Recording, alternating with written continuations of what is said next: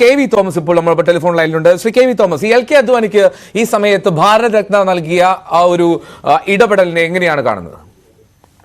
വ്യക്തിപരമായി അദ്ദേഹം അത് അർഹിക്കുന്നെന്ന് വിശ്വസിക്കുന്ന ഒരാളാണ് ഞാൻ.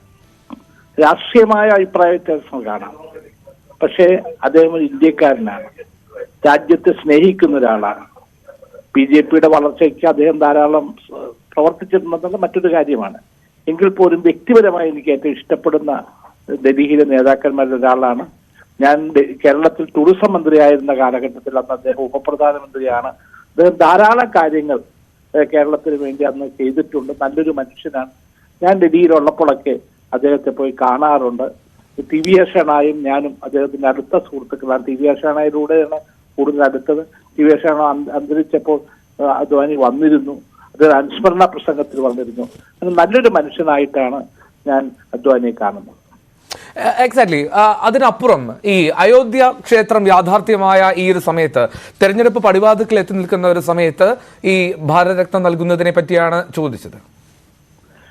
സ്വാഭാവിക കാര്യങ്ങൾ പൊളിറ്റിക്കലൈസ് ചെയ്തിട്ടുണ്ട്.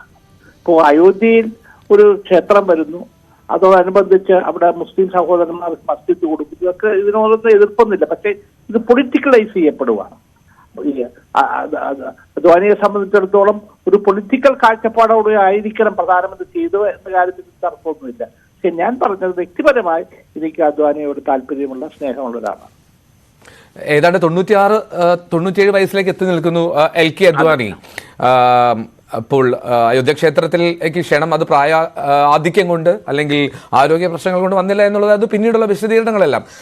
ഈ BJP നേതൃത്വം ഒരു കാലഘട്ടത്തിൽ അദ്വാനിയുടെ കൈപ്പിടിയിലായിരുന്നുവെങ്കിൽ പിന്നീട് അതിൽ വലിയ മാറ്റം വരുന്നു. പിന്നീട് നേതൃത്വത്തിൽ നിന്നും അത്യാവശ്യം അകന്നു നിൽക്കുന്ന ഒരു സാഹചര്യമൊക്കെയായിരുന്നു. ഇപ്പോൾ ഈ സമയത്ത് BJP നേതൃത്വം അതിൽ ഒരു മാറ്റം കൊണ്ടുവരാൻ അല്ലെങ്കിൽ ആ തർക്കങ്ങൾക്ക് അല്ലെങ്കിൽ എതിർ സ്വരങ്ങളെയൊക്കെ ഇല്ല, അങ്ങനെ ഒരു പ്രശ്നം ഉണ്ടായിരുന്നില്ല, ഒറ്റക്കെട്ടാണ് എന്ന് വരുത്താനുള്ള ഒരു ശ്രമം കൂടി ഇതിന്റെ ഭാഗത്തുണ്ടെന്ന് കരുതുന്നുണ്ടോ? അല്ല, അദ്വാനിക്ക് സ്വന്തമായൊരു വ്യക്തിത്വമുണ്ട്. പാകിസ്ഥാനിൽ പോയി നിന്നുകൊണ്ട് അദ്ദേഹം പറഞ്ഞിരുന്ന കാര്യങ്ങളാണല്ലോ അദ്ദേഹത്തിനെതിരായിട്ട് പിന്നീട് വന്നത്. പക്ഷെ ഈ സന്ദർഭത്തിൽ സ്വാഭാവികമായിട്ടും അദ്വാനിക്കുള്ളൊരു സ്വാധീനം, പ്രത്യേകിച്ച് ഉത്തരേന്ത്യയിലുള്ള ഒരു സ്വാധീനം അത് പ്രയോജനപ്പെടുത്താൻ പ്രധാനമന്ത്രി ആഗ്രഹിക്കുന്നുണ്ടാവും.